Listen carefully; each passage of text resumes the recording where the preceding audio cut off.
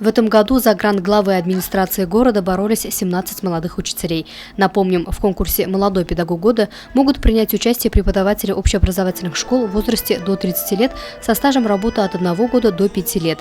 На втором этапе конкурса, проходившем под названием «Моя педагогическая философия», своеобразным подходом к выполнению задания членов жюри поразил учитель математики школы номер 6 Радик Гайнуллин. Свои педагогические принципы и идеи, любовь к профессии молодой педагог решил выразить через выступление в стиле рэп. Моя задача не только научить считать, полюбить природу, старших уважать, учу детей быть независимыми, их важны соцсетей, в реальность истину. Несмотря на небольшой опыт работы и сильную конкуренцию, Радик Гайнуллин стал победителем конкурса и обладателем гранта главы администрации, который составляет 30 тысяч рублей. Готовился к конкурсу долго, упорно. Победа, конечно, была. Эмоции были через край. Дар речи потерял. Сказали быстро в школу ехать.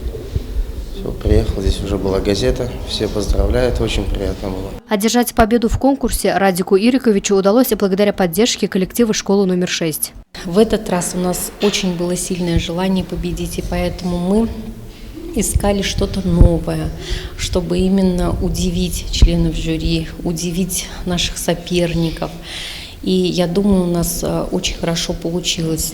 Ну и еще, конечно, мы понимаем, что самое главное урок преподать, чтобы он был грамотно построен, чтобы дети поняли учителя. Это же как бы новая встреча.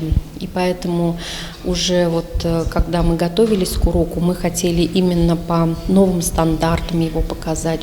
Решение стать учителем Радику Гайнуллину пришло не сразу, а сделанном 2 года назад в выборе молодой преподаватель ничуть не жалеет. За короткий срок ему удалось показать себя с положительной стороны. Мы видим, насколько у него велико желание работать именно с детьми, потому что после армии он еще пробовал себя в разных профессиях, но говорил, что мне больше нравится в школе работать.